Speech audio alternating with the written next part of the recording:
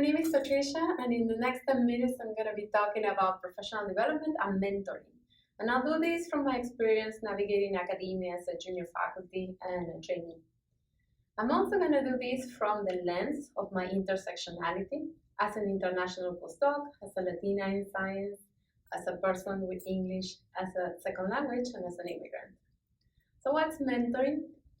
Mentoring is a relationship where a mentor helps a mentee acquire a skill or a competency that is needed to succeed in a specific outcome or in a situation.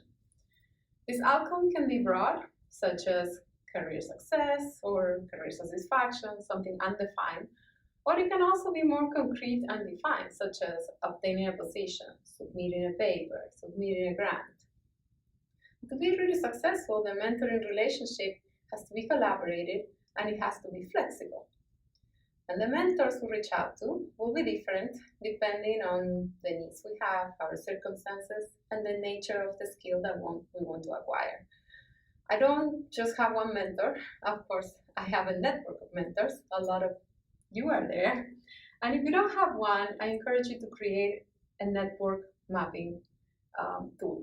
So this is a tool from the National Center of Faculty Development and Diversity. And what you do is you put yourself in the center, and then you draw different branches, and then you put skills, like sponsorship, opportunities for nominations, reading my papers, and then you list the names of the people that are mentors for those skills. And if you don't have one, that encourages you to find one. So what makes a good mentor? In my career, I have had different types of mentors, and some were good and some not so good. I have had faculty advisors who were faculty members that mentor me in learning academic skills and publishing, writing grants, etc.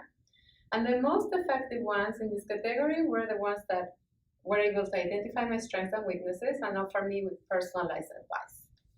Now, the least effective mentors in this category were the ones who just concentrated in numbers. They just forced me to be overly productive and in areas perhaps that were not aligned with what I wanted to do. And they just try to make me fit in this majority culture. Sometimes we have this type of mentors that are unable to effectively assist us despite having good intentions. And we have to move on of these mentoring relationships, or we have to complement them with the mentoring network I just described. The important thing that I learned from these experiences is that when I take a mentee in my lab, I need to spend time understanding their career goals. Or I have to provide them with tools to do this career exploration. So for example, there's something called the Individual Development Plan, which you probably know, or networking with other professionals, where they can learn about opportunities. Because I want my mentees to have all the resources and opportunities that they need to do the best possible research in my lab and then move on to their careers when they're ready. I also had mentors who were career coaches. These were individuals who helped me transform my skills into tangible assets that could help me advance professionally. The most efficient career coaches I had, they had very high emotional intelligence quotients, and they had a broad professional network. So as a mentor, I have prioritized growing my network by attending conferences, by giving presentations, and by being active in social media platforms. I have also taken advantage of leadership training, where I could improve what is called my soft skills. There are many professional organizations that offer this type of training, such as SACNAS, the AAMC, the Junior Faculty Development Program in Hershey, and also Harrisburg Leadership Area. For example, the SACNAS Leadership Institute is a one-week program where you go and you create your individual leadership development plan. I did this training when I first became a faculty member, and it was great because it helped me put the objectives, create a mission and a vision, and then create SMART goals so that I could mentor the students, recruit the students, and get my lab funded. The third category of mentors is the peer mentor. The peer mentors are trainees or junior faculty or people that are closer to you in career stage, or sometimes are people who share some aspect of your culture or your intersectionality. This provided me with what I consider the real-life solution to specific challenges, where the advice that I was receiving from other mentors perhaps was not useful because they couldn't put themselves in my shoes for a variety of reasons. And I bet a lot of women in the audience have a group of other women that they go for that kind of real life advice. It's very important. My personal opinion is that we should all have peer mentors, not only to receive the mentoring, but also to learn how to mentor effectively and grow your network. This also creates opportunities to collaborate, to share resources, to share students, to nominate each other for awards, or sometimes just simple words of encouragement that make a difference during difficult times. Another category of mentors I had are virtual mentors. These were people that I met briefly in conferences or I was introduced to, or I just called email them after reading their papers. And so the mentoring here occurred by email, by tweets, by LinkedIn message. And I connected with these mentors when I needed specific assistance for an issue or when I needed an outsider's perspective. And I actually have engaged in this type of mentoring more often as the mentor than the mentee, which is not surprising because I am in the 2% of Hispanic female faculty in the United States. So students I do not know contact me to get advice, to get help with understanding visas or scholarships, or when they just have a challenge and want a different perspective from someone that shares some particular cultural value. At SACNAS, where I serve as a board member, we know that this mentoring is very important for underrepresented students. So our national meeting, we offer a session where we have the first-time conference attendees meet with a leader, and then they do a one-on-one, 1 hour kind of peer mentoring.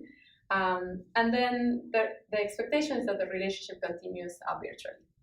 There are also organizations that provide opportunities to meet mentors, like 500 Women Sciences or 500 Women Scientists, the National Research Mentoring Network, and several programs like Pride, funded by NIH. Now, the last category of mentors is what I call the invisible mentor. These are the role models. So for me, these were people who I never had the chance to speak or meet in person, but they inspire me with their actions and accomplishments. This type of mentorship is also very important for individuals underrepresented in science, because we often do not have mentors who look like us or understand our culture.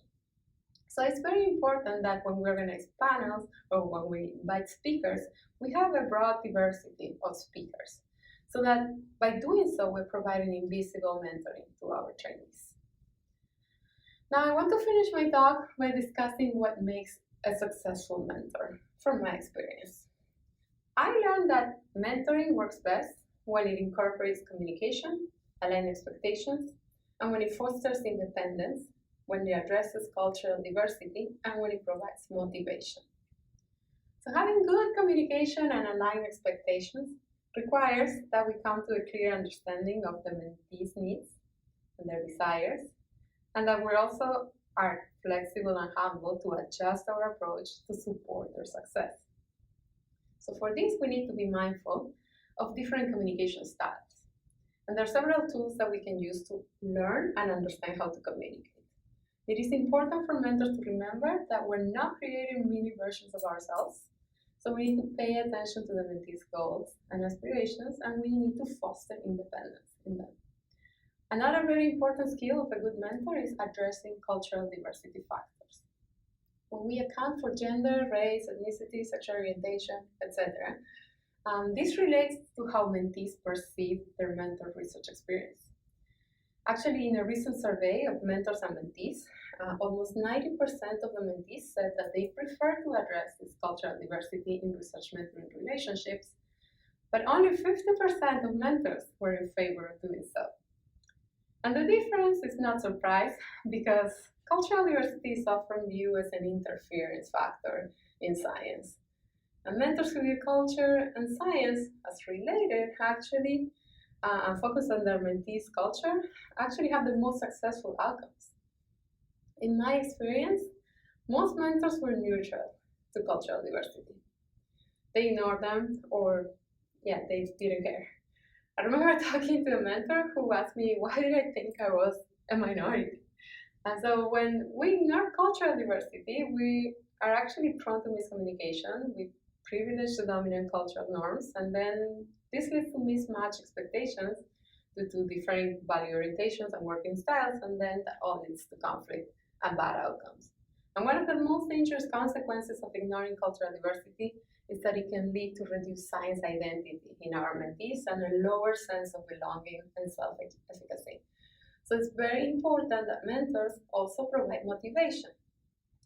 We know that many trainees, especially women and underrepresented minorities, they often fail to meet the normalized standards of merit in educational institutions, despite their aptitude and intellect. It just happens. And I unfortunately had several negative experiences where my abilities were challenged unfairly, or were unrecognized due to my accent or appearance, or where I had to deal with tokenism or microaggressions. And all of this led to serious feelings of self-doubt and not belonging. And although I knew in my mind and in my heart that I had the intellect and I had the drive to solve problems, it was actually the motivation I received and the encouragement I received from various mentors that allowed me to see that I indeed had the skills to succeed, and actually I succeeded.